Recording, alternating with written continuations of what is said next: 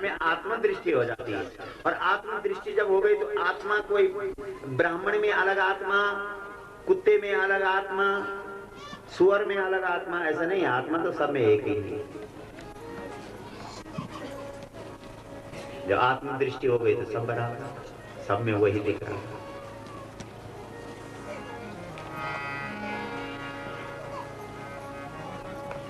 पत्ता पत्ता तेरा ही पता दे रहा है।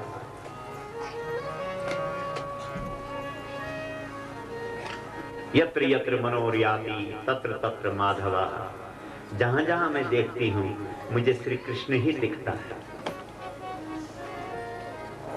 तुलसी जी की वह प्रसिद्ध चौपाई,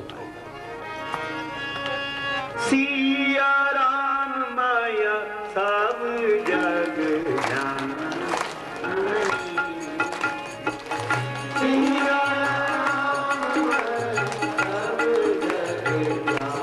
मैं जान गया हूँ सब सीताराम है।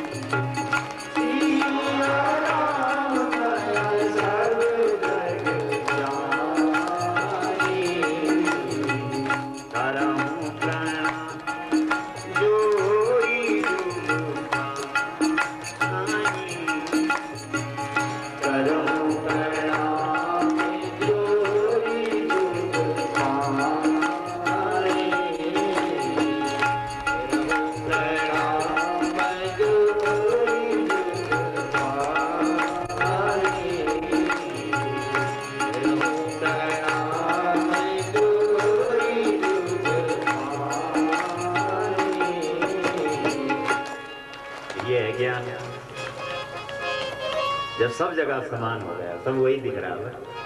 आपको पता है हमारे यहाँ जो वेद के अंदर सूत्र है, ब्रह्म वाक्य बोलते हैं जिसको, ब्रह्म वाक्य, वो क्या है? सर्वम खलु इदम ब्रह्म, बोला सब ब्रह्म। तो हमारे ऋषियों ने तो ऐसी घोषणा की कि सब ब्रह्म, सब ब्रह्म है।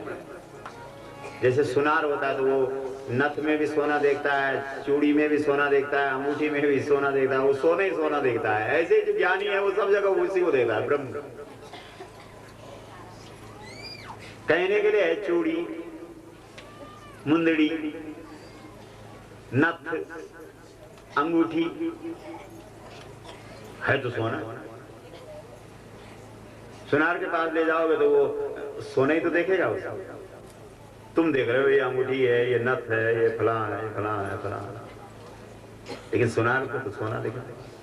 ऐसे जो ज्ञानी आदमी है तुमको दिख रहा है कि ये आदमी है, ये कुत्ता है, ये बिल्ली है, ये चूहा है, ये ब्राह्मण है, ये क्षत्रिय है, ये नारी है, ये पुरुष है। सुखदेव भगवान से श्रीमद् भागवत में पूछा किसी ने, महाराज आपको क्या दिख रहा? बोला अलक्ष लिंगो, लिंग है ही नहीं, न स्त्री है न पुरुष, वही दिख रहा। सर्वम खलु इदं ब्रह्म। ऊपर उठो, थोड़ा ऊपर, सब जगह उसे दर्शन करने की कोशिश करो।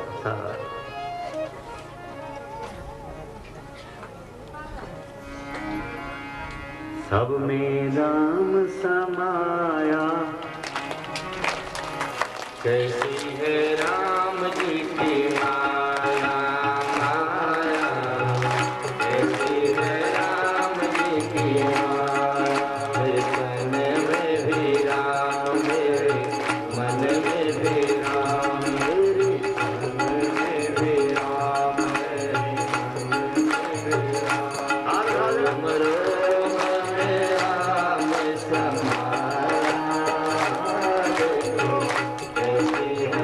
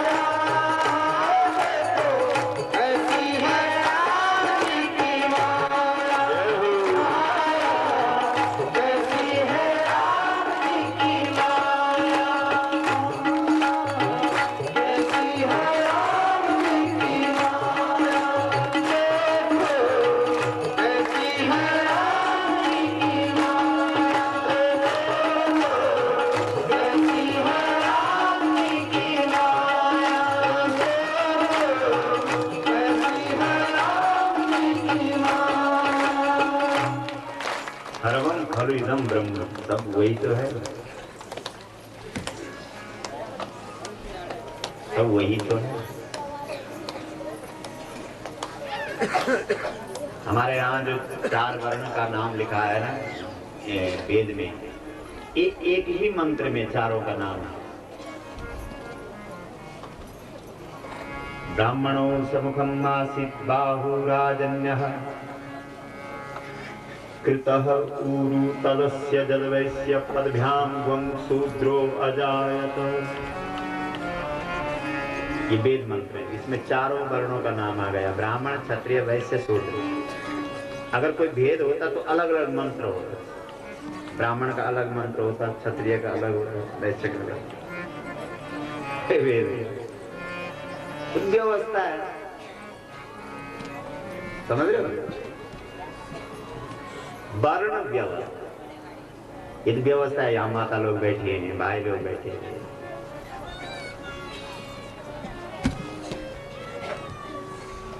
ये तो व्यवस्था है। यहाँ से बोलेगा, ऊंचाई से बोलेगा तो सबको दिखाई देगा, समझ रहे हो? बोलने वाला ऊंचाई से बोलेगा तो सबको दिखाई देगा।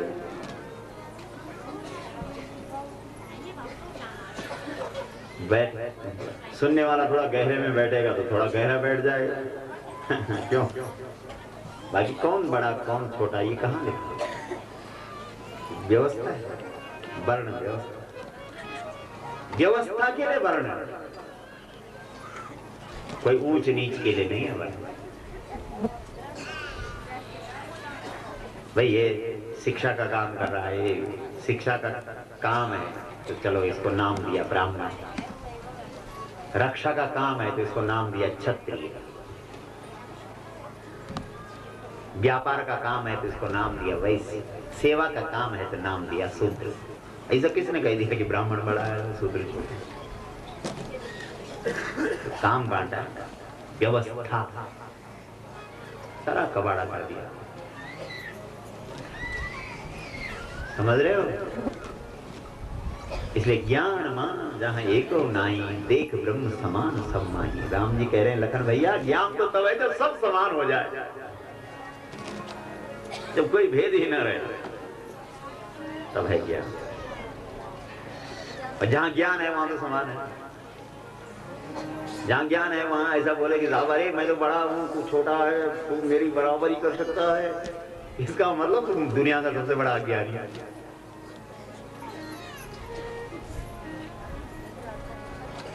तो आ गई समझ में? पहला प्रश्न है माया क्या है? ये मेरा मेरा यही माया है। ज्ञान क्या है? जहां समान है वहां ज्ञान है। तीसरा प्रश्न है वैराग्य क्या है? तृण समसिद्धि तीन गुण त्यागी, कहिय तात सो परम विरागी। लखन भैया, जिसके जीवन से तीन गुण छूट गए हैं, सत्व गुण भी छूट गया, रजोगुण भी छूट गया और तमोगुण भी छूट गया, और सिद्धि जिसके लिए तिनके के समान है। तिनका होता है ना, जैसे तिनका, घास का तिनका, तिनका छोटा सा तिनका, कुछ नहीं। ऐसे रिद्धि सिद्धि जिसके लिए तिनके के समान है, कुछ नहीं, वो है वैराग्य। मिला कहीं ऐसा वैराग्य? और जिसके तीन गुण छूट गए हैं उसका तो सोना खाना सब बंद हो जाता है। जब मैं छोटा था, 12-13 साल की उम्र थी, तब मिला था मुझे संसार। वो न खाते थे न सोते।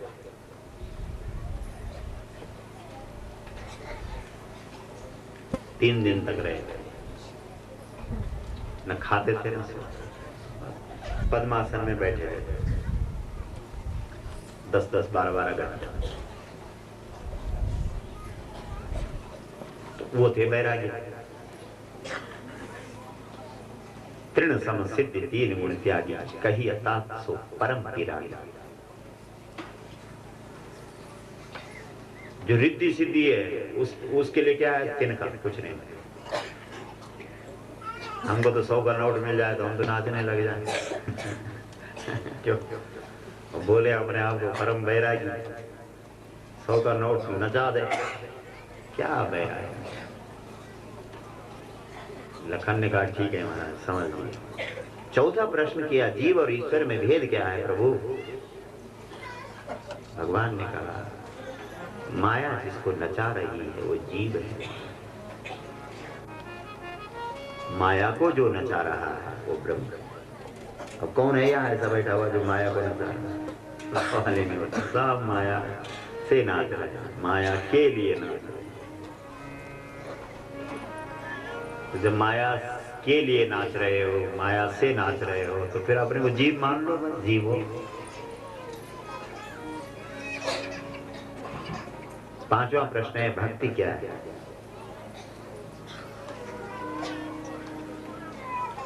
राम जी ने कहा भैया भक्ति के बस में तो मैं हूं, भक्ति के बस में तो है भगवान। सुन रहे हो? और किसी चीज के बस में भगवान है? योग करो, तप करो, जप करो, यज्ञ करो, ध्यान करो, ज्ञान रखो, उसके बस में भगवान नहीं। अगर नागराज को, श्री कृष्ण को बस में करना चाहते हो तो किससे बस में होगा? वो भक्ति, प्रेम से।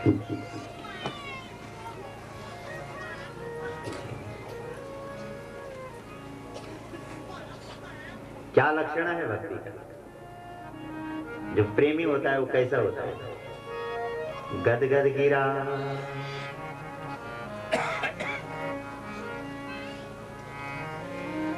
जब वो अपने प्रेमी की बात करता है तो उसकी वाणी गदगद हो जाती है, नहीं?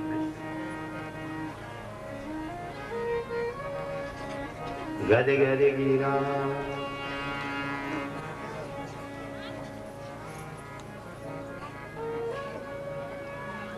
वृंदावन की गोपियां जब कन्हैया को बुलाती हैं, गदगद।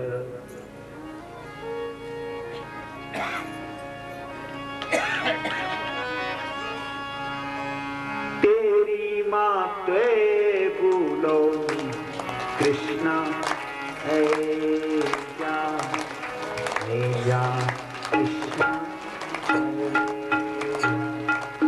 तेरी माते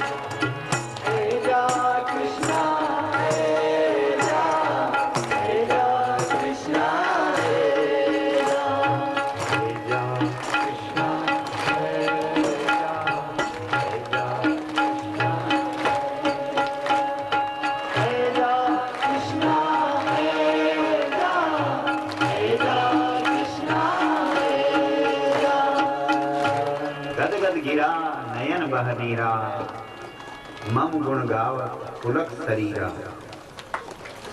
भक्ति का लक्षण, प्रेम का लक्षण बताया भगवान ने। लखन भैया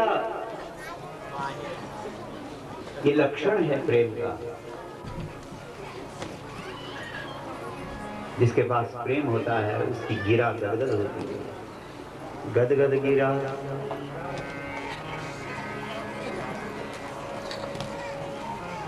नयन बह नीरा,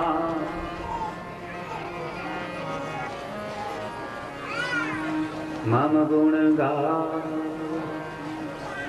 पुलक शरीर। शरीर सारा पुलकित हो जाता है, रोमांचित।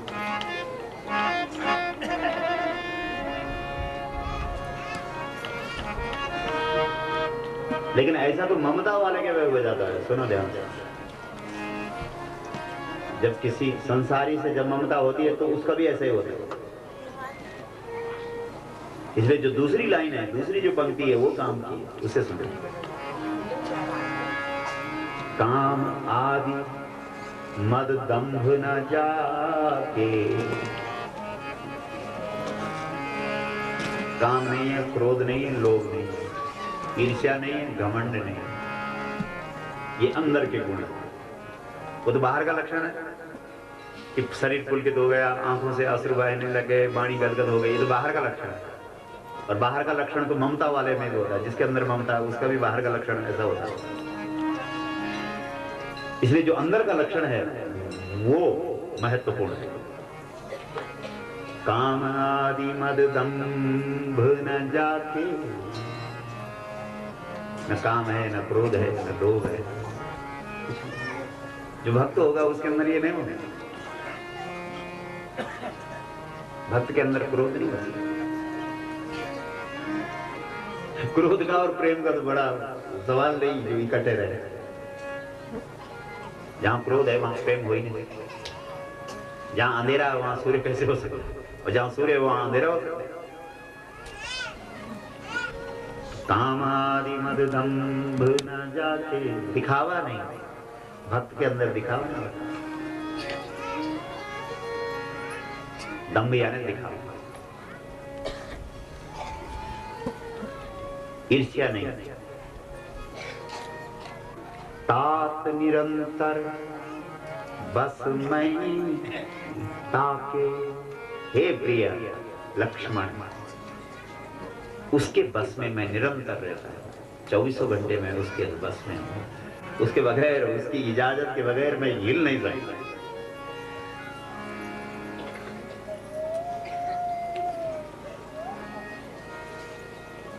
उसके बस में हूं मैं निरंतर। तो लखन ने कहा ठीक है महाराज, समझ गया। अब आइए सुपर्णखा। क्योंकि लखन जी ने ज्ञान लिया है, इसलिए भगवान ने अब सुपर्णखा का आह्वान किया कि आ जा तो जरा इस ज्ञानी को देखें। इसका ज्ञान टिका भी है, टिकाऊ है कि बिकाऊ है। आजकल का ज्ञान बिकाऊ नहीं है। यहाँ से सुन लिया, सुनी खाए और बेची खाए है, सुनी पाए और बेची खाए। नहीं बोल रहा हमारी कटवाई माँ की, सोनी पाए बेची खाए। ज्ञान बिकाऊ नहीं, ज्ञान तो टिकाऊ होना चाहिए। इसलिए भगवान ने सोचा देखता हूं इसके जीवन में ज्ञान टिका कि नहीं। इसलिए अब आई सुपर्णखा। सुपर्णखा मतलब वासना। उसने राम से कहा कि हम आपसे शादी करना चाहते हैं। सीतई चितई कही प्रभु पादा बाता, अहे कुमार मोर लघु भ्राता। भगवान ने अपनी आंखें सीता जी पर रखी। सीता कौन है? भक्ति। आंखें हमेशा भक्ति के साथ रखो, भक्ति के पास रखो, आंखों में भक्ति को रखो। आंखों का ख्याल रखो। जीवन में ऐसा कुछ करो जिससे आंख ना बिगड़े। आंख की पूरा ख्याल रखो। आंख के बारे में सावधान रहो, क्योंकि जब बिगड़ती है तो सबसे पहले आंख बिगड़ती है। समझ रहे? आज के लोगों की आंखें बिगड़ी, आंख में पैसा आ गया, लोभ आ गया। अरे पड़ोसी ने इतना बड़ा बंगला बनाया, हम 20 साल से मर रहे हैं काम कर करके, अभी कुछ नहीं, बिगड़ गए ना। हिरण्याक्ष, सबसे बिगड़ी हुई आंख कब बनती है? जब हिरण्य अक्ष, अक्ष माने आंख, हिरण्य माने पैसा। हमारे यहाँ भागवत के अंदर एक राक्षस का नाम है हिरण्य अक्ष, हिरण्याक्ष। तो हिरण्याक्ष का मतलब क्या है? हिरण्य यानी पैसा, सोना, अक्ष माने आंख। जिस समाज में लोगों की आंखों में पैसे ही पैसा घूमता है, वो आंखें बिगड़ जाती हैं। और सबसे पहले आंख बिगड़ती है, उसके बाद मन बिगड़ता है, उसके बाद जीवन बिगड़ जाता है। इसलिए भाई बहनों, आंख में माया को मत दो। आंख माया के लिए नहीं है, नाजुक है ये आंखें। हमारे यहाँ गढ़वाली में एक बाजूबंद गाते हैं, बहुत अच्छा लगता है मुझे, सुनाओ। अनाड़ी का पल्ला पड़ी हर मुनि बाजू, अनाड़ी का पल्ला पड़ी हर मुनि बाजू। तो माया तो अनाड़ी है, और ये बेचारी आंखें कितनी कोमल। नहीं, ये जो आंखें हैं तो बहुत कोमल हैं, बहुत नाजुक हैं, और माया तो अनाड़ी है। इसलिए अनाड़ी माया को नाजुक आंखों में क्यों टिकाते हो, क्यों बिठाते हो? नाजुक को नाजुक ही दीजिए। आंखें अगर नाजुक हैं तो भक्ति भी नाजुक है, क्योंकि गद गद गिरा। समझ रहे? इसलिए नाजुक भक्ति है, माया नहीं है। इसलिए माया को आंख में जगह मत दो, भक्ति को जगह दो, प्रेम को जगह दो। इतने आंसू बहा दिए पर फिर भी रोना आए, इतने आंसू बहा दिए पर फिर भी रोना आए। प्रेम की जगह है आपको, माया की जगह नहीं है।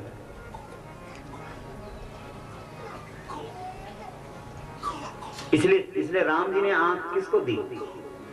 सुपर्णखा को दी कि सीता को दी?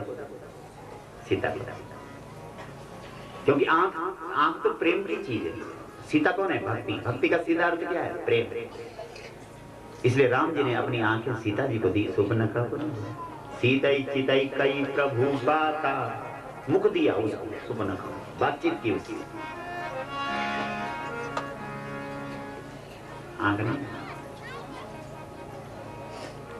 आहे कुमार मोर लघु भ्राता, क्योंकि उसने बोला मैं कुंवारी, जबकि वो विधवा थी। भगवान ने कहा इसका पति इसके साथ नहीं है, अपने को कुंवारी बोल रही है, तो मेरे भाई की पत्नी भी उसके साथ नहीं है, इसकी दृष्टि में वो कुंवारा। जैसे को तैसा जवाब मिला भाई। सठे साठम समाचरे टिट फॉर टाइट।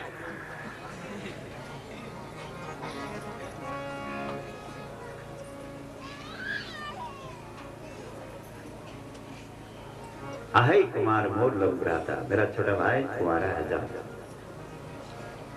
जैसी तुम कुंवारी। तो तब गई लखन के पास, उसने कहा करोगे हमसे शादी?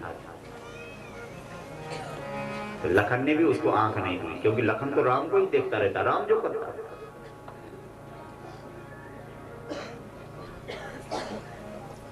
लखन ने भी बात की कि भाई तुम हमसे शादी क्यों करोगे? अरे उसने कहा लोग शादी करते ही क्यों? ठाट बाट ऐस आराम, इसके लिए करते हैं। बोला ठाट बाट हमारे साथ क्या होंगे, हम तो नौकर आदमी। नौकर के साथ शादी करोगे तो नौकरानी बनोगे। ठाट बाट करना चाहती हो तो रानी बनो, और रानी बनना चाहती हो तो राजा वही है जिसके पास तुम पहले गई थी। इसलिए वहीं जाओ। तो वापस कर दिया। तो ज्ञानी है कि नहीं? भगवान ने माया भेजी ना, सुपर्णखा माया। लक्ष्मण को क्या दिया? माया को। माया भेजी ना लक्ष्मण के पास, लेकिन ये तो बड़ा समझदार है लक्ष्मण, इसने माया वापस कर दी। तेरा तुझको अर्पण, क्या लागे मेरा, मुझे नहीं चाहिए माया, रख तू अपनी माया अपना। ठीक है? तो जो भी तुम्हारे घर में माया है, समझ रहे हो, माया भज कलदारम, अब तो आ गया होगा समझ में। वो किसने दिया है तुमको? भगवान ने दिया ना। तो तब लिखाते हो 51 रुपए फलाना सिंह ने। भगवान ने तुमको कितना दिया और भगवान को तुम कितना दे रहे हो? इसका मतलब तुम माया को अपना समझते हो। अरे सब दिया ही उसने है, उसने तुमको दिया है। ऐसा बोलो ना कि महाराज हे दयालु, हे राम जी, जो भी माया मेरे पास है वो सब तेरी ही तो है, लेकिन मैं बड़ा संग्रही प्रवृत्ति का व्यक्ति हूं प्रभु, बड़ी आदत है मेरी खराब, इसलिए मैं छोड़ नहीं सकता। तेरा जो मुझे दिया हुआ है वो सब मैंने रख लिया है, और जितना मैं निकाल पाया हूं तेरा तुझको देने के लिए उतना मैं तुझे दे रहा हूं। ऐसा बोलो।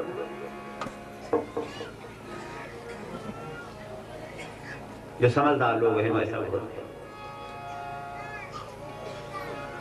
क्योंकि सब उसी का तो है। लेकिन जो ज्ञानी आदमी है वो फिर रखेगा तो कुछ नहीं, वो तो एक पैसा नहीं रखेगा। वो बोले भाई मेरा क्या है, रख लो, ये उसी का है, तो ये राम जी का है, दे। सब दे दिया। लेकिन राम जी ने भी सोचा कि पहले पहले तो सभी देते हैं, एक आध बार तो सभी बोलते नहीं नहीं नहीं, नहीं रख लो, नहीं होता। कोई तुम पे टीका लगा रहा, पिठाई 10 रुपए तुम्हारी जेब में, नहीं नहीं रख लो, बाद में चलो कोई बात नहीं, मान गया। इसलिए हमारे प्रभु ने भी सोचा कि लखन पहली बार तो सभी वापस करते हैं, इसलिए एक ही बार में परीक्षा नहीं होती। ये फिर से बोला सुपर्णखा, शादी का मामला है, इतना जल्दी कोई तैयार होता है? तू तो गई और सीधा बोला करेगा शादी, ये कोई तरीका हुआ? अरे मीठी मीठी जुबान से मीठा मीठा बोल, जा फिर से। किसने कह दिया कि नौकर है वो? भाई हो तो मेरा, राजा का भाई नौकर होता है क्या? राजा का भाई राजा ही होता है। फिर भेज दिया। लखन के पास जाकर के कहा कौन बोलता है तू नौकर है? तू तो राजा का भाई है, और राजा का भाई तो राजा होता है भाई, इसलिए मैं तेरे से शादी करूंगा। लखन ने कहा क्या बात करती रही सुपर्णखा, तेरी समझ में भी बात नहीं आई। अरे जो अच्छा राजा होता है, बढ़िया राजा होता है, वो भाई नौकर को भाई बोलता है, भाई। नौकर को नौकर नहीं समझता होता। जो अच्छे लोग होते हैं वैसे भी नौकर को नौकर समझते हैं। भैया सुनो, ऐसा नहीं बोलते, ए नौकर इधर आ। ये तो जो बिल्कुल गिरा हुआ आदमी वो बोलता है, ए नौकर इधर आ। होटल पे मालिक बोल, ए नौकर इधर आ। किसने कह दिया कि तू मालिक है?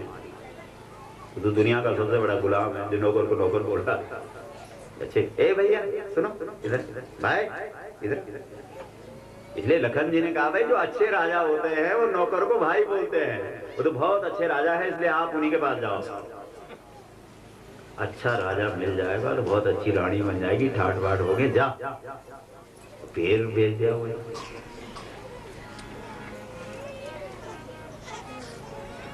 इतने चक्कर मरवाए किससे? सुपर्णखा। अब मुझे लगता है रामचरितमानस में लिखा है कि वो बहुत सज धज करके गई। अब सज धज के क्या गई होगी? इधर काला काला, इधर लाल लाल, इधर सफेद सफेद। अब महीना रहा होगा जेठ का, अब मरवाए उसको चक्कर, अब हुआ पसीना, अब इधर का काला इधर और इधर का लाल इधर। बोलो बदरंग हुई कि नहीं? इसलिए इसलिए तुलसी जी ने लिखा विकरारा, भाई विकरारा। जब पसीने हुआ तो ये जो मेकअप करने वाले विकराल हो ही जाते हैं। भाई विकरारा,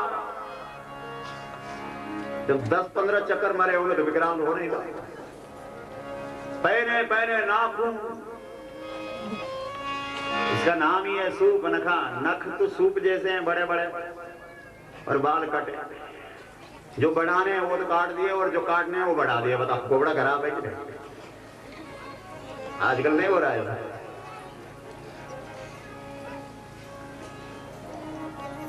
एकदम पहले पहले नाखून लेकर के जैसे सीता जी की तरफ गई, उसने कहा ये नहीं होती तो अब का कब राम मुझे रख लिया होता राम ने। इसलिए जैसे वो सीता जी की तरफ अपने पैरे पहने नाखूनों को लेकर के गई, भगवान ने एकदम कान पकड़ा। अरे हद हो गई, क्या दुस्साहस। देखो नारी जब उतर जाए तो रावण के शब्दों साहस अनिर् चपलता माया भय अविवेक असौच अदाया अवगुण 8 सदा उर रहे। रावण बोला, पंडित क्या हुए थे वो बोलता नारी के अंदर 8 अवगुण होते हैं। रावण बोला वैसे, राम जी ने बोला क्या क्या है वो 8 अवगुण। साहस, जब दुस्साहस पे उतर आएगी तो ऐसा कर देगी कि कोई कल्पना भी नहीं कर सकता। हाँ।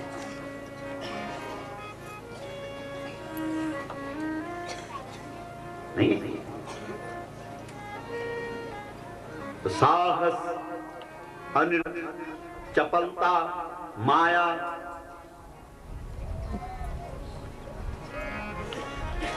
तो इसलिए राम जी ने कान पकड़े तो है ऐसी भी नारी होती है।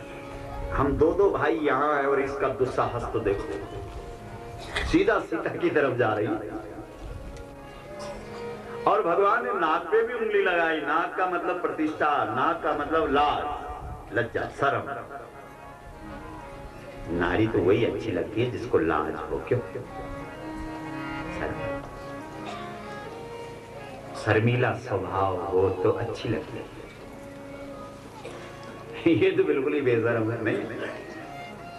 और लखन भैया ने कुछ और ही अर्थ लगाया, बोलो कबाड़ा हो गया। भगवान ने तो कहा कि बड़ा दुस्साहस है और बिल्कुल शर्म नहीं है, लेकिन लखन जी ने सोचा कि ऐसा बोल रहे हैं कि काट दो। गड़बड़ हो जाती है कभी कभी।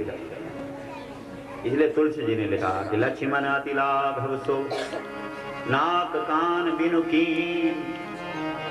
ये लखन भैया बड़ा फुर्तीला है, बहुत जल्दीबाजी करता है। ये दौड़ करके गया और नाक भी और कान भी साफ कर। राम ने कहा मेरे भाई तूने क्या कर दिया? मैंने ऐसा तो नहीं बोला था। लखन ने कहा वो गलती हो गई क्या? भगवान ने कहा अगले का सारा खोपड़ा ही साफ कर दिया और बोल रहा कि गलती हो गई।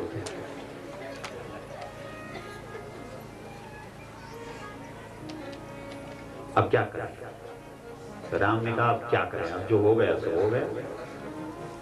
गतम न सोचा में कृतम न मन में। जो समझदार लोग होते हैं वो बीती हुई बात को नहीं याद करते। हुआ सो हुआ। तो लखन ने कहा कि ठीक तो नहीं हुआ। अरे राम ने कहा जो हुआ सो ठीक हुआ। बोला क्या ठीक हुआ? क्या? तो राम जी ने अब सोचा कि अब लखन को बेचारे को नींद नहीं आएगी। वैसे तो लखन जी सोते नहीं थे और अब बहुत बेचैन रहेगा, इसलिए इसको संतुष्ट तो करना ही है। तो प्रभु ने कहा भाई बहुत दिनों से हम सोच रहे थे कि रावण के साथ क्या वो पंजाबी में बोलते हैं पंगा।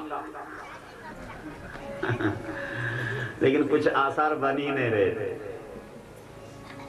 पंगा कुछ हो ही नहीं रहा। अब बढ़िया हो गया क्योंकि ये रावण की बहन है।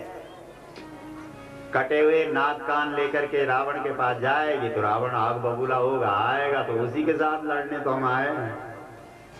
इसलिए जो हुआ मेरे भाई बढ़िया हुआ। बोलो रामचंद्र महाराज।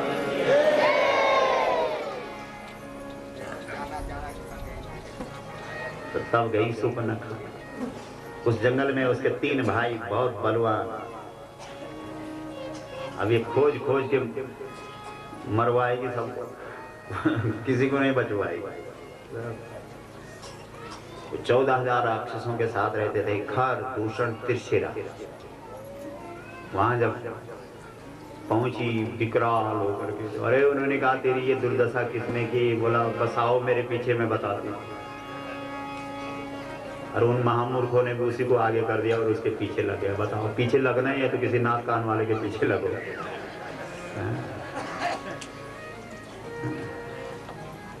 जिसके नाक पे शर्म हो उसके पीछे लगो। जो सोच समझ करके काम करता है उसके पीछे लगो। आजकल सारी जनता बिना नाक वालों के पीछे लगी है।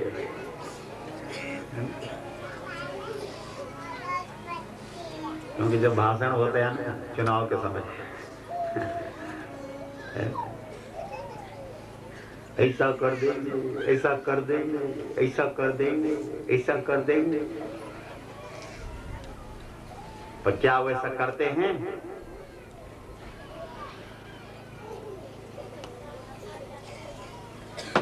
क्या वैसा करते हैं? तो फिर ऐसे लोगों के पीछे क्यों लग रहे हैं? और क्या करें, अब नियति ही है, लगते ही लोग उनके पीछे हैं जिनके बिना, जो बिना नाम के। तो जब समाज बिना नाक वालों के पीछे लग जाता है तो समाज का फिर नाश हो जाता है, समाज का फिर नामो निशान मिट जाता है।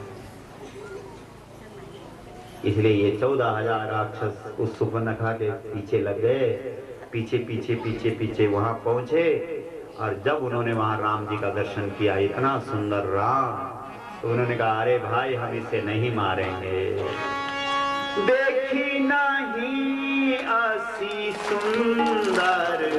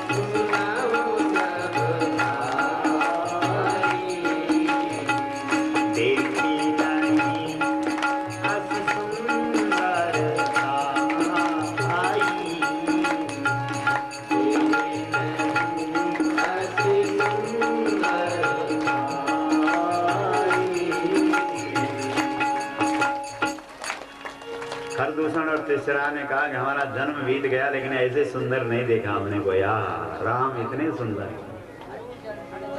इसलिए इसको बोल दो कि भाई हम तुझे नहीं मारेंगे, तेरे तुझ पे हाथ नहीं उठाएंगे, तो अपनी पत्नी हमको दे दे बस। क्योंकि जब अपने आप इतना सुंदर है तो पत्नी कितनी सुंदर हो। भगवान ने एकदम अपने धनुष पर बाण चढ़ाया, जोर से खींची डोरी।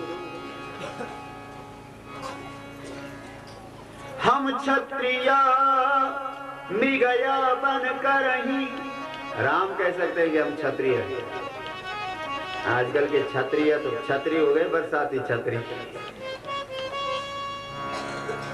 हम क्षत्रिय मृगया बन कर ही, तुमसे कल मृग खोजत फिरही।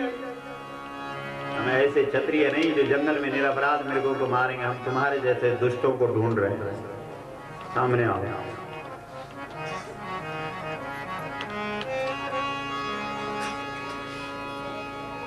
अब हुआ क्या कि जब भगवान ने जोर से डोरी खींची तो उनके कान के पर्दे खत्म। ज्यादा जोर का धमाका होता तो कान तो फटेगा। हमारे एक पंडित जी थे जो शादी में जा रहे थे। आजकल के इतने बिगड़े हुए लड़के, किसी ने पंडित जी के ठीक पीछे जोर का एक पटाखा फोड़ दिया, बेचारे के कान उस दिन से गायब। मैंने पूछा पंडित जी को, पंडित जी क्या हुआ, क्यों नहीं सुना? अरे क्या बोलूं वो पटाखा पटाखा, ऐसे बिगड़े हुए। बताओ, तब से पंडितों ने अब शादी वादी में जाते हुए डर लगता है। मजाक करने के लिए तुमको पंडित जी मिला क्या? तो जब जोर का धमाका होता है तो कान भी फट जाता है, इसलिए भगवान ने असुरों के कान खत्म,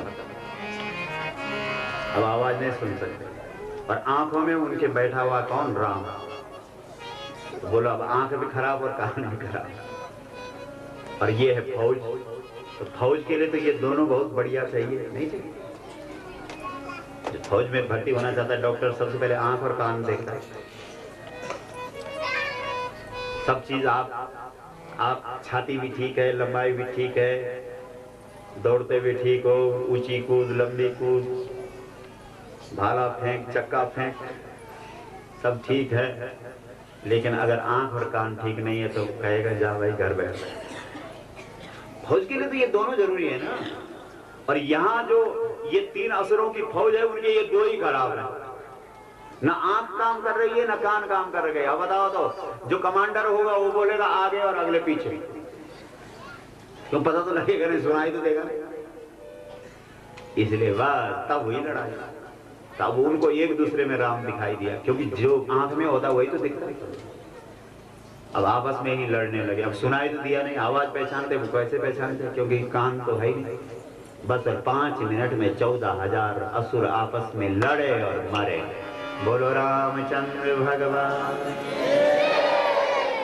आपस में मत लड़ो, मत लड़ो। आपस में लड़ाई कब होती है? जब राम रूठ जाता है। ये पहचान है राम रूठने की। सकलाना वालों एक हो जाओ, ठीक है? एक बनो, नेक बनो।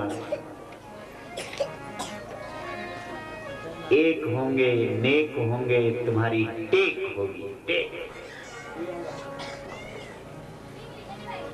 एक है, नेक है तो टेक नहीं है? ये राम कथा एकता का पाठ पढ़ाती है।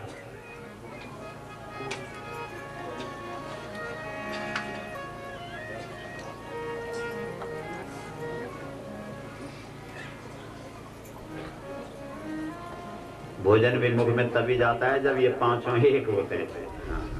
अगर इनमें 2-3 हड़ताल कर देना तब चम्मच से ही खाना पड़ेगा।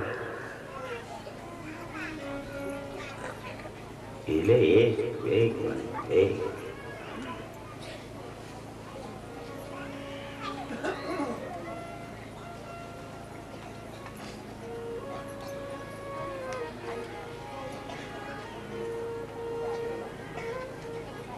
तो आइए 14,000 असुर खत्म।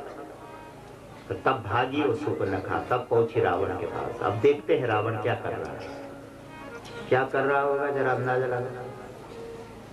क्या कर रहा है रावण? जब रावण के पास पहुंची होगी तो क्या कर रहा होगा? क्या कर रहा होगा? या मुर्गा खा रहा होगा या बोतल पी रहा होगा, और क्या कर रहा होगा?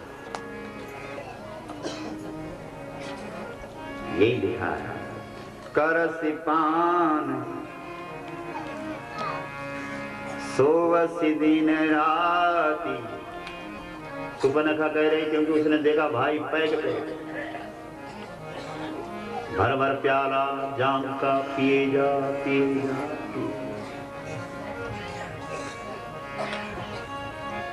है तो नहीं कोई यहाँ बैठा हुआ, क्योंकि उस हिसाब से फिर कथा करेंगे ना। कोई नहीं, यहाँ कैसे हो सकता? सकलाने के सब सुधरे हुए लोग।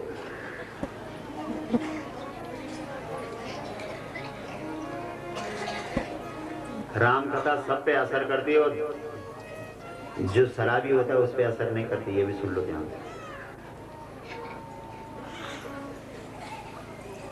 शराब ऐसा इंजेक्शन है कि तब राम कथा का कोई असर नहीं होता, कोई। तब चाहे जितना मर्जी पिलाओ राम का, समझ गए? सुन्न का इंजेक्शन लगा दिया तब जितना मर्जी चीरो फाड़ो, कुछ कोई दर्द नहीं होता। ऐसे ही जब शराब पी रखी हो ना, जो आदमी शराबी जो शराब पीता है ना, उस पे राम कथा का एक प्याला क्या 1000 प्याले उड़ेल दो उसको।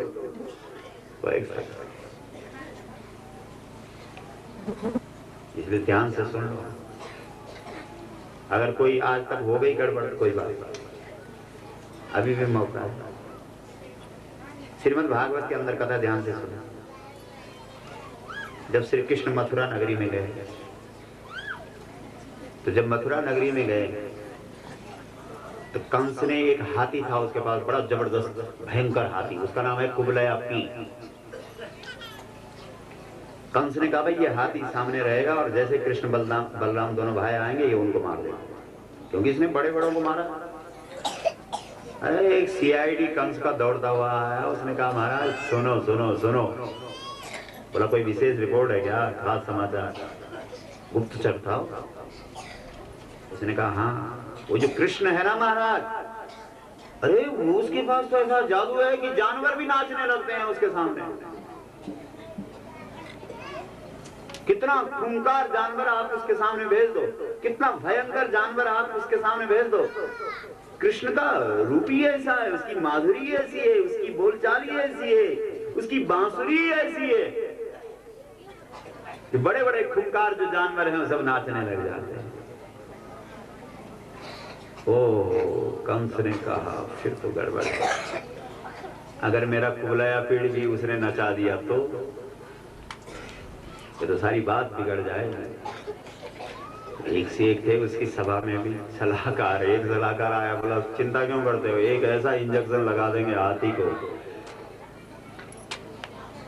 कि कृष्ण की माधुरी का उस पर कोई असर ही नहीं पड़ेगा। बोला ऐसा इंजेक्शन बनाया है क्या? बोला जी। बोला कौन सा इंजेक्शन है? बोला शराब। शराब पिला दो, कृष्ण का कोई असर नहीं होगा। पढ़ना श्रीमद् भागवत। जो कुबलया पीड़ नाम का हाथी है उसको शराब पिला रखी, इसीलिए तो पिला रखी थी, नहीं तो हाथी जानवर को शराब पिलाने का क्या मतलब? वो तो पहले जानवर है भाई, शराब पी करके जानवर बनते हैं ना, तो जो पहले ही जानवर है उसको शराब क्यों पिला रखा? बाकी मुख्य बात क्या है, जब आदमी शराब पीता है तब वो इंसान तो नहीं रहता है, जानवर अपने आप बन गया। लेकिन ये कंस कितना खराब, उसने जानवर को भी शराब पिला। इसलिए जो लोग शराब पीने वाले हैं, अगर वो चाहेंगे कि हम राम कथा सुन करके हम पे कुछ असर पड़ेगा तो नहीं पड़ने वाला, सवाल नहीं बनता। ये हम नहीं बोल रहे, ये तुम्हारी रामचरितमानस और तुम्हारा श्रीमद् भागवत, ठीक है? उठाओ फिर सारे भाई लोग हाथ, उठाओ उठाओ उठाओ उठाओ, डर क्यों रहे हो? उठाओ, ये पीछे जो बैठे हुए सब उठाए, उठाओ। अपने अगल बगल देखो, जो नहीं उठ रहा उसको मारो धक्का। हाँ, धक्का से भी नहीं मानता, मारो मुक्का पे। उठा, क्यों नहीं उठा रहा? उठाओ। हाँ, आप देखते रहो इधर, अपने घर का कोई है तो उसको देखते रहो। हाँ।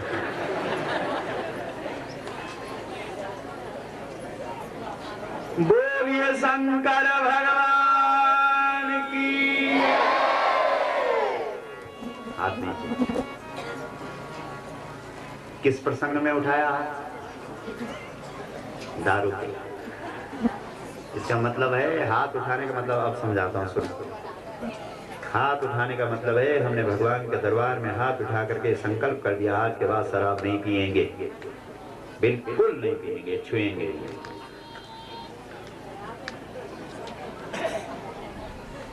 देख लो, कई तो सोच रहे हैं कना फंसे हम। अगर पहले पता होना तो बिल्कुल। अब तो भाई उठेगी।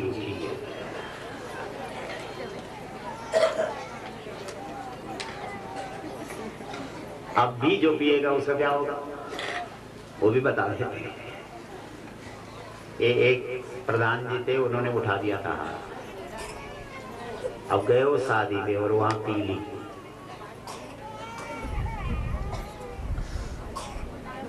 अभी तक ऊपर वाला खराब हो रहा है। किसी को दर्शन करना होगा तो मेरे साथ चलना। सिर्फ मुझे जब देखता है तो भागता है, बाकी किसी को पत्थर मारता है और किसी को गाली देता है। तब से लेकर के अभी तक हो गए होंगे 16 साल। इसलिए ध्यान रखना। राम कथा सुनकर के शराब नहीं छूटेगी तो कब छूटेगी बोलो? हमने तो पहले ही बताया था कि राम जब जीवन में आता है तो ताड़ी का मरण। ताड़ी शराब को बोलते हैं, ताड़ी।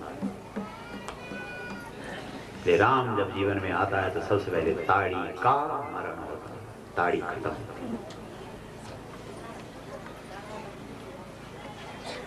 तो करस पान सोवस दिन राती, पीता रहता।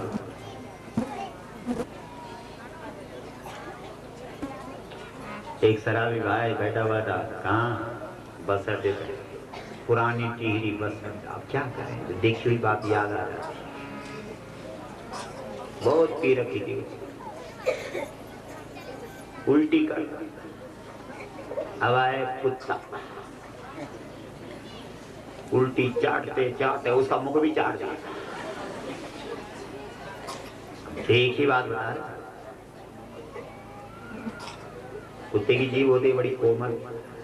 अब उसको थोड़ी ठंडी पड़ी, ठंडी। अब थोड़ा सा होश आया, तब उठाया उसने हाथ, तब पकड़े उसने कुत्ते के कान। क्यों पकड़े? उसने सोचा मैं घर में घरवाली के साथ सोया हुआ हूं, पर उसकी पत्नी ने 3 दिन पहले उससे लोलक मंगाए थे, कुंडल। अब पूछ रहा, अली कमल की माँ पश्चिम में लोलक ले तक। अब बताओ, ऐसी दुर्दशा राम।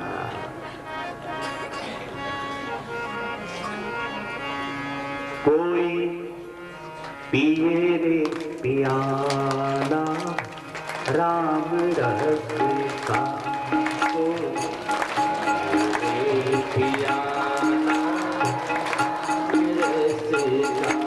पीना है तो पियो, लेकिन कौन सा पियो?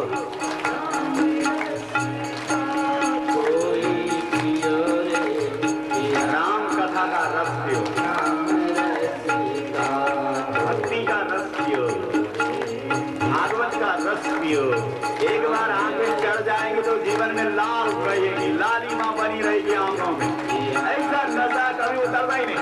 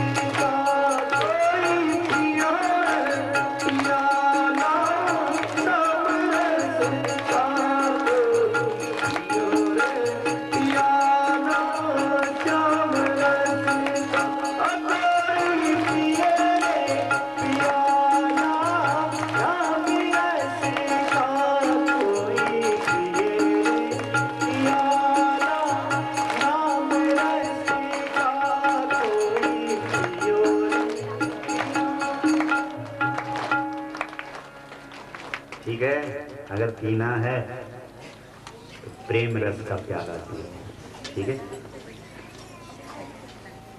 एक जगह हम कथा कर रहे थे तो एक माता जी बोलती, अपने आप तो पी रखी और हमको बोलता कि पियो मत। हाँ, सीधा बोली। दूसरी माता जी एक उसके बगल में, तो उसने पकड़ी उसकी भितुली, ऐसे बोलती ब्याज जी की। फिर हमको बीच में हस्तक्षेप करना पड़ा। हमने कहा ठहरो ठहरो, वो ठीक बोल रही। बोलो तू भी पीता है क्या? हमने कहा बिना पिए कोई बोल सकता है क्या? लेकिन हम ऐसा नहीं पीते जो 3 घंटे में उतर जाए। हमने तो 18 साल पहले एक बार पी ली और अभी तक चल रही है। 24 घंटे आंखें लाल नहीं, बिल्कुल भूलिया शराबी जैसा नहीं हो रहा है। क्यों? लेकिन ये ऐसा नशा है, इसको एक बार पी लो, चढ़ के उतरता नहीं। ऐसा नशा क्या पीना जो चढ़े और उतरे। नशा करो तो ऐसा करो कि एक बार चढ़े तो चढ़े चढ़े चढ़े चढ़े। अरे नशा करो तो ऐसा करो जो जीवन में तुम्हें चढ़ा दे। जो उतार दे वो कोई नशा है क्या? तो पी करके उतरता है वो आदमी को उतार देता है, वो नशा। हमारी सकलाना सेवा समिति का ये संकल्प है कि पूरा सकलाना लोग समझ जाएं कि ये बोतल वाला चक्कर। इतना हमारी माँ भगवती जगदम्बा बैठी है ऊंचे मचान पे। सुनाओ, देखो, दर्शन करो। कुएं का बीच हाथ खड़ा करो।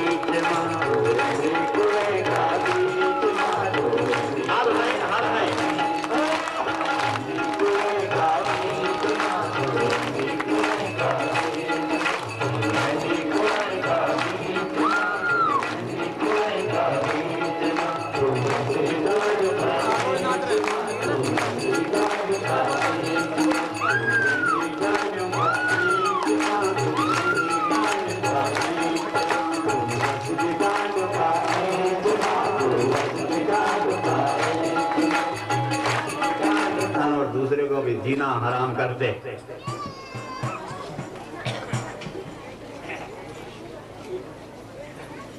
तो रावण पी रहा है।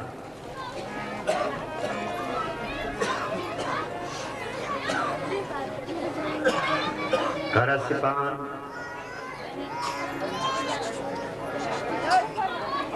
सोवस्य दिन राति। बैठो सब नीचे।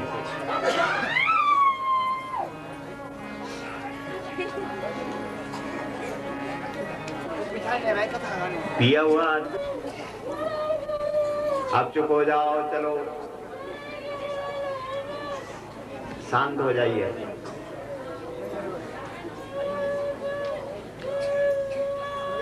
रावण ने कहा भाई तू ये बता कि तेरे ये नाक कान किसने काटे?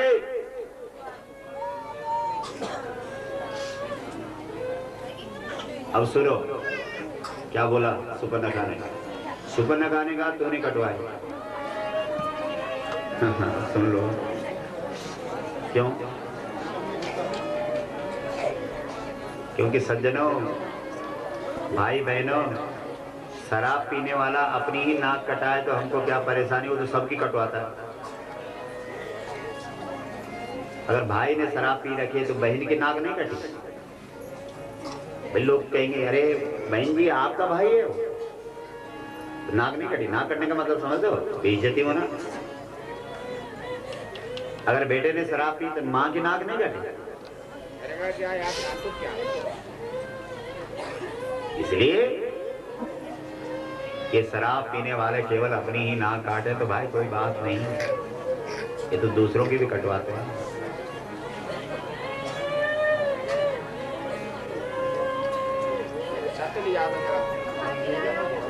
अरे वो पानी के छींटे मारो हो जाए।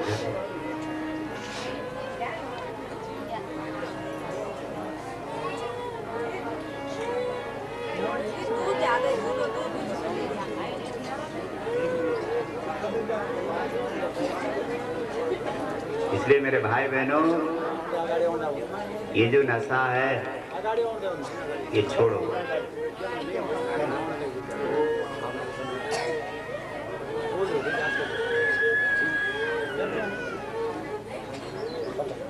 अरे हटो आप वहां से, अलग हो जाओ। हो गया तो फिर वहीं पे जाके इधर हो जाए। तो आइए, बाद में सुपर्णखा ने सोचा मैं इस शराबी के आगे क्या अच्छी अच्छी बातें बोल रही हूँ। तो उसने कहा एक सुंदरी मैंने देखी। आहा,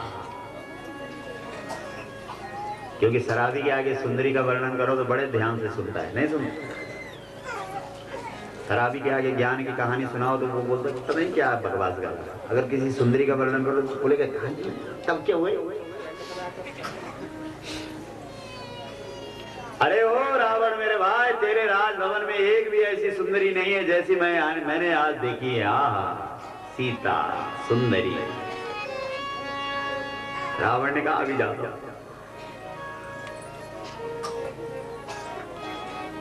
रावण सीधा उठा, अपने शयन कक्ष में जहां सोता था वहां थोड़ा लेटा होगा। लेटा कैसे होगा? कैसे लेटता होगा? जरा रावण के बारे में सोचो। ऐसा तो लेट नहीं सकता क्योंकि 10 है ना।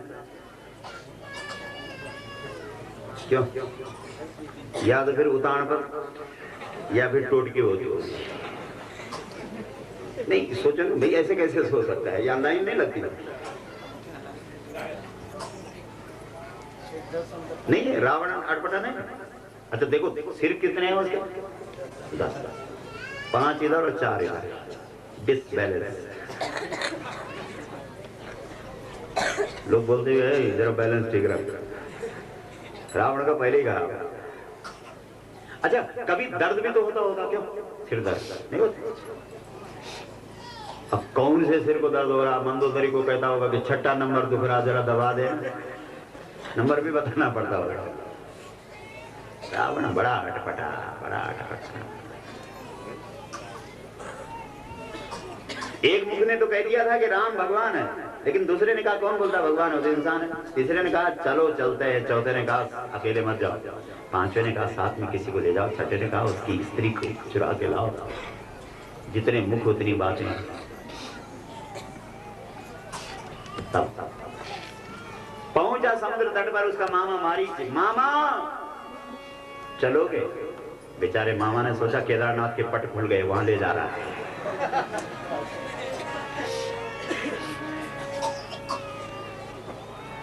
अरे मामा केदारनाथ तो फिर भी चले जाएंगे, अभी तो चोरी करनी है, चोरी।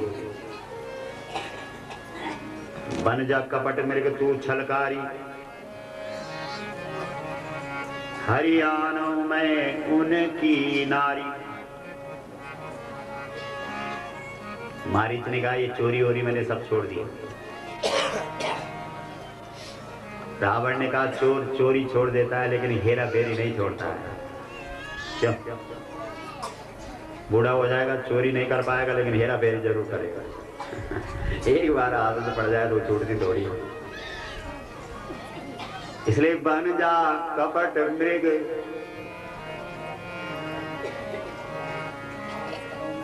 मेरे मामा तुम मृग बन जा, मृग। जादूगर तो है ही, अपना स्वरूप बदलना जानता है, रूप बदलना जानता है।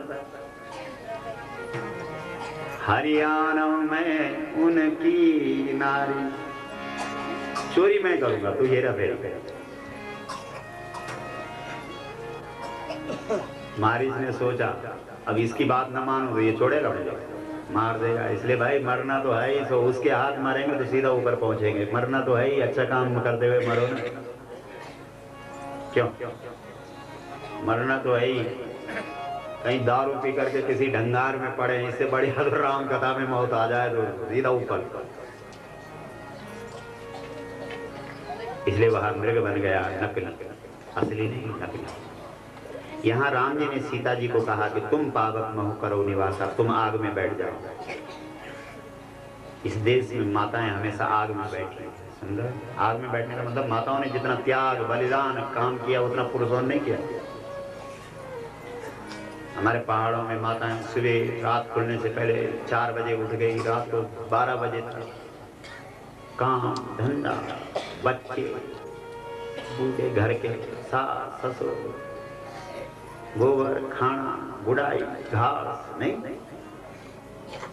और ये पति देवता महाराज क्या क्या करते हैं? तमाकू, तमाकू पी लिया तो कम कर दिया इसने।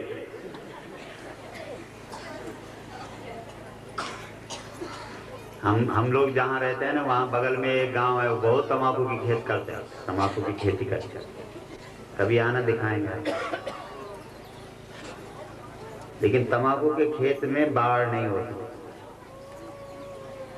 पता नहीं क्यों नहीं होती। आप पूछना कभी उसको क्यों नहीं पूछा भाई, पूछा कि भाई साहब ये तमाकू के खेत में बाढ़ क्यों नहीं लगा रही आप? गेहूं के खेत में तो बाढ़। उसने कहा क्या बात करते हैं, बाढ़ लगाने की जरूरत क्या है? इसको तो गधे भी नहीं खाते, और सच में नहीं खाते तमाकू, गधे नहीं खाते। घोड़े, खच्चर, गधे सबने छोड़ दिए। देख लेना है, बड़े समझदार हो।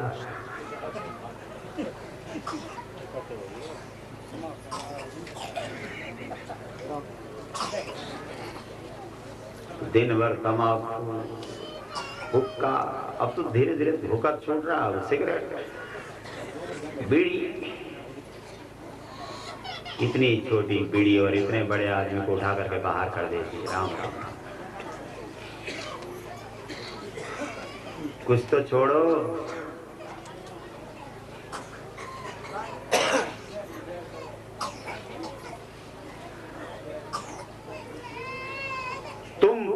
महो करो निवासा, सीता तुम आग में बैठो। इस देश में माता लोग आग में बैठी हैं।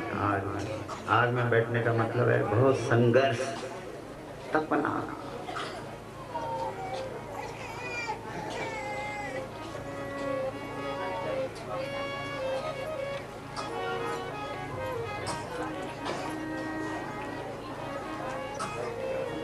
तपना सूरज को पड़ता है,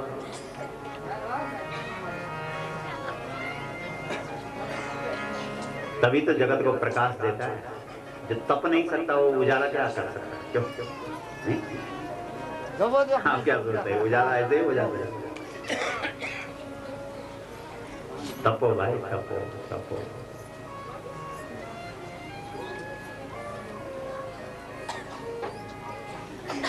तो जो असली सीता है वो आग में बैठ गई और नकली सीता खड़ी खड़ी। राम जी ने सोचा कि रावण मेरे लिए नकली मृग ला रहा है, इसलिए मैं भी उसके लिए नकली सीता तैयार कर। समझ रहे हो? हाँ हाँ।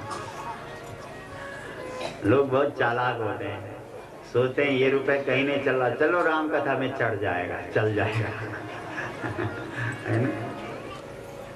चिंता न करो, यहाँ नकली चढ़ा रहे हो। राम ने कहा तू चिंता न कर, तू नकली भेज रहा है ना, मैं भी तेरे लिए नकली तैयार रख रहा हूं। इसलिए रावण ने जो मृग भेजा वो नकली, तो राम ने जो सीता खड़ी की वो नकली। श्रीमद् भगवत गीता में भगवान कहते ये यथा माम प्रपद्यन्ते तांस तथैव भजाम्यहम्। जो जिस भाव से मेरा भजन करता मैं भी उसी भाव से उसका भजन। और देखो जब वो नकली मृग आया तो किसने देखा उसको सबसे पहले? सीता ने। राम ने नहीं देखा, क्योंकि राम तो असली है, लक्ष्मण भी असली है, वो क्यों देखेंगे नकली? जो नकली है, नकली में नकली नकली को क्या बोलते? यही मृग कर अति सुंदर छाला। सुंदर भी बोला उसको।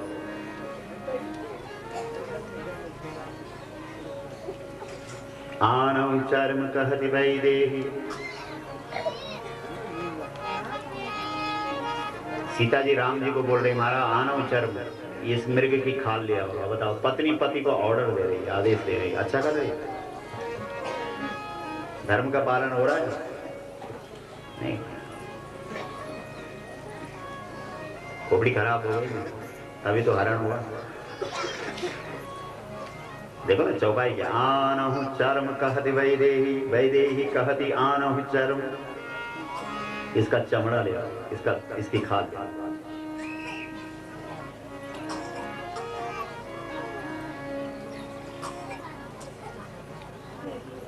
आदेश नहीं, पत्नी को पति को आदेश नहीं देना।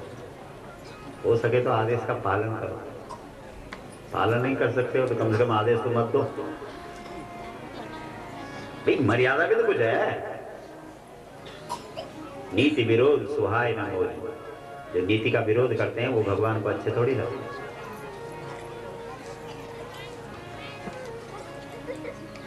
बस राम जी उस नकली मृग के पीछे चले गए क्योंकि लीला आगे करनी है।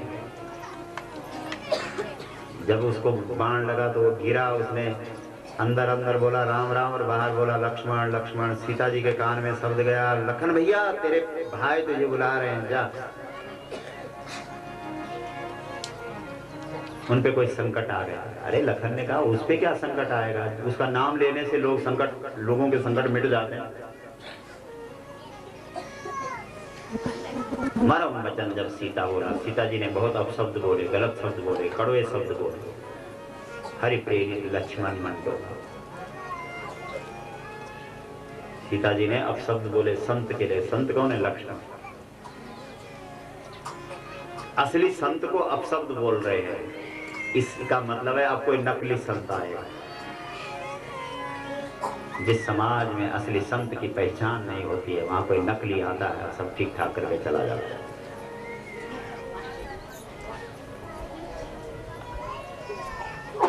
तो लखन जी चले गए, बाद में रावण आया नकली महात्मा। अलग निरंजन। ये जितना नकली होता है उतना जोर से बोलता अलग।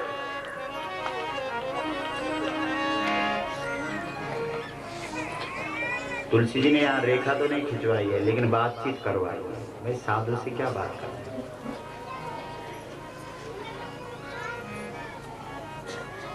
कहाँ रहते हो, क्या करती हो?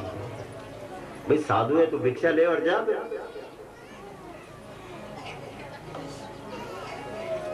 कोई साधु घर में आ जाए, भिक्षा दो और जयराम, ज्यादा बात क्या करते? लेकिन माता लोग तो बस पूरी लिस्ट है ना अपने घर की।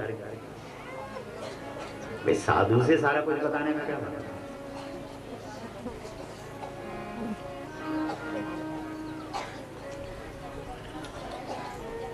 उसको भिक्षा दो और बस बाबा प्रणाम, जाओ। कई बाबा लोग आते हैं, हम ये कर देंगे, हम वो कर देंगे, चवन्नी लाओ, अठन्नी लाओ, मुट्ठी बंद करो, करते हैं ना। मैं वैष्णो देवी जा रहा हूँ, मैं ये कर रहा हूँ। बाबा जी कुछ जानते हो? अरे क्या नहीं जानता, मैं सब कुछ डबल कर देता हूँ। बेचारी बहन जी जो पहना हुआ है वो भी खोलती है डबल के चक्कर में। माताएं थोड़ी लालची तो ज्यादा ही होती है, जो अंदर रखा हुआ वो भी लाएगी। बाबा जी डबल कर दे, डबल कर दे। वो बोले वो माई आंख बंद करो, बोलो ओम नमः शिवाय। बेचारी माई ओम नमः शिवाय, सोना डबल हो जाए, ऐसे ही होता है। इतने में वो काम कर देता है, तब बोलता है कि देखना माता, जब मैं देहरादून पार कर दूं तब खोलना आंख, क्योंकि पहले आंख खोल देगी तो पुलिस के हवाले नहीं करवा देगी। तब खोली आंख देगा तो क्या डर, वहां तो सब पत्थर ही पत्थर रखे हैं, तब फोड़े कबाब। ऐसे ही हुआ देहरादून में एक बहन जी के साथ। ऐसे एक नकली साधु आया, उसने ऐसा, अब वो रोती रोती वहां पहुंच गई जहां हम थे रुके हो। बोले बिल्कुल ऐसा ही था। अरे हमने कहा अब मरे यार, वो तो चलो बचा दिया, समझ रहे हो? साधु आया भिक्षा दो बात करो, लेकिन यहाँ गड़बड़ हुई, यहाँ मर्यादा का उल्लंघन हुआ है। इसलिए रावण ने सीता जी को उठाया, पकड़ा हाथ और ले गया साथ। तब रोई सीता। विविध बिला करती भई